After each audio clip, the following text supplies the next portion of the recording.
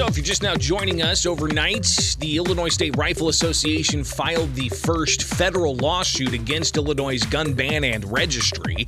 That's after two separate lawsuits were filed in state court, one in Crawford County challenging the gun ban and registry on grounds of Second Amendment, Fifth Amendment, and 14th Amendment violations. In particular, the Fifth Amendment argument there is interesting because the attorney, Thomas Magg, we talked with earlier, he said that people are going to be compelled to incriminate themselves, to admit to state police that they have what lawmakers have declared an assault weapon. So he says that violates your right to remain silent. So we heard from Thomas Magg earlier for one state-level lawsuit. We also heard from Thomas DeVore, a second state-level lawsuit he's filing on behalf of more than 860 individuals. In that case, in particular, is asking for a declaration of immediate relief, a temporary restraining order, and DeVore does have an emergency hearing scheduled for this morning. So we'll be checking in with him later on after the show to get the latest there, and we'll likely bring you updates here early tomorrow morning on that particular lawsuit. But those are two state-level courts that have now received the lawsuits challenging the gun ban and registry. One in Crawford County, challenging it on the Second Amendment, the Fifth Amendment, and 14th Amendment. Another one in Effingham County from Thomas DeVore, 860 plus individuals, plaintiffs in that case. He's saying that it violates equal protection under the law by carving out law enforcement, retired law enforcement, and others in the industries of law enforcement and security.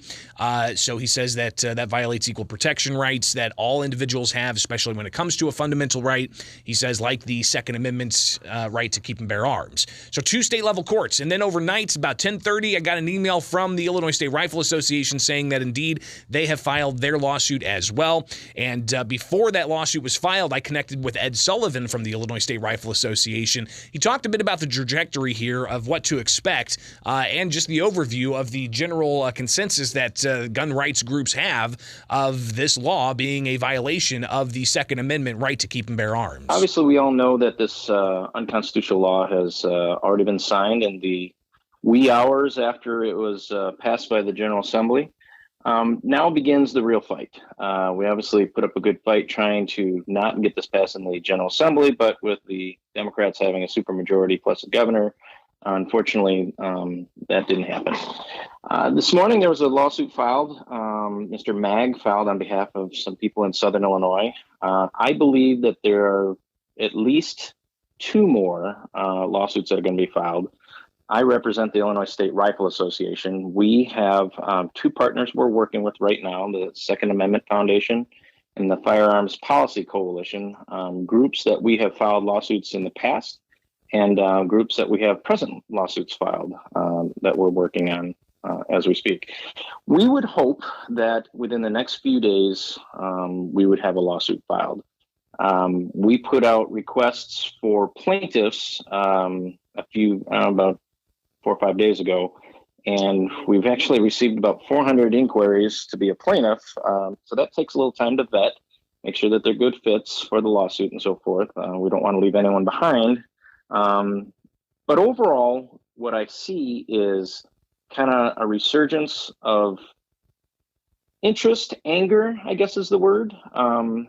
We've had our Second Amendment community be a little bit quiet the last few years, and I think this has had people really understand what's taking place in Springfield. And obviously ISRA is on the ground there every day they're in session. But it's nice to see everybody get motivated and get motivated in the correct way by donating to various groups. And listen, we encourage everyone to donate. This is going to take a lot of money, but just make sure that we're all donating to the right people that are making sure that they're going to use your money properly. And so I think there'll be at least 2 to 3 more lawsuits after this. So again, that's Ed Sullivan with the Illinois State Rifle Association. In the conversation I had with him hours before the ISRA actually filed that lawsuit overnight in federal court.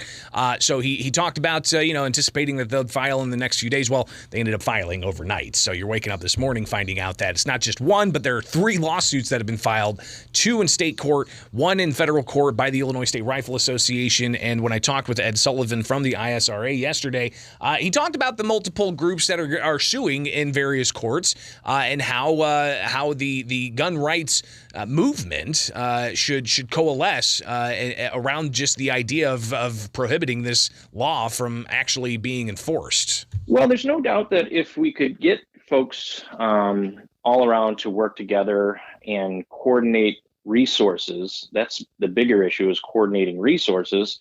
How much funds can we raise to get what we need to do?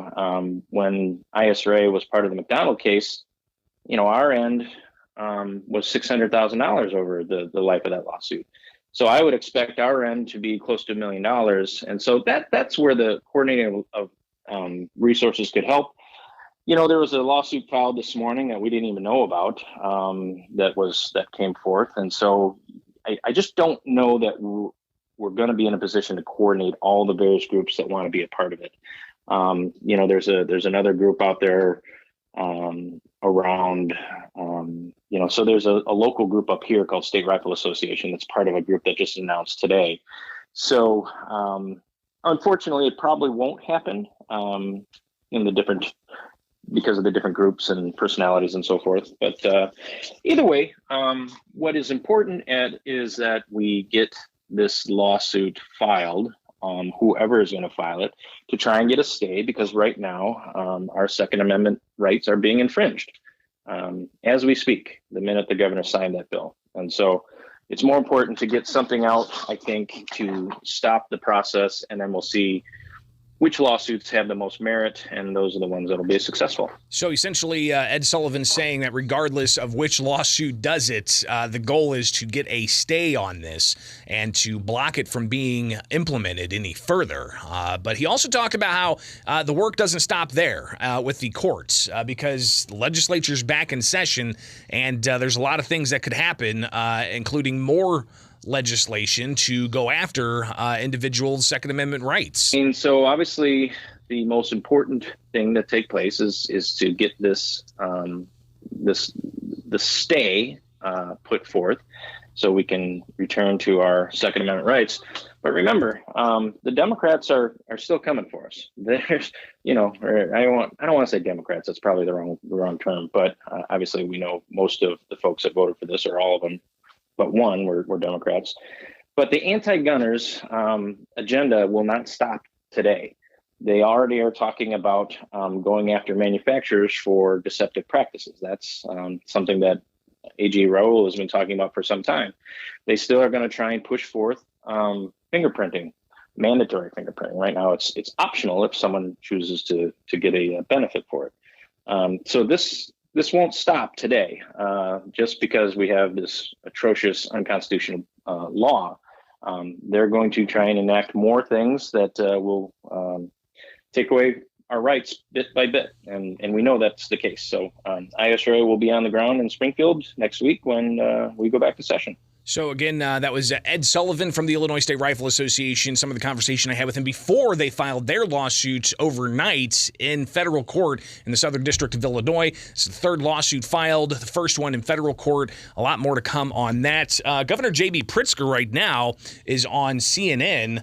Let me see if I can pipe this in. He's, again, talking about this very issue of the Second Amendment and his gun ban and registry. Let me see if I can just pull this up so we can hear a little bit of what... No, it's not it. Apologize about this, live radio, but just trying to see if we can somehow hear what the governor has to say while he's talking on CNN. I thought I'd be able to pull this up, but I cannot. For some reason. Let's see here. Nope. All right. Gonna have to, I guess, just catch that on the replay. So more to come here. It is WMAY with Springfield's Morning News. I'm Greg Bishop, and you can always reach out, bishoponair@gmail.com.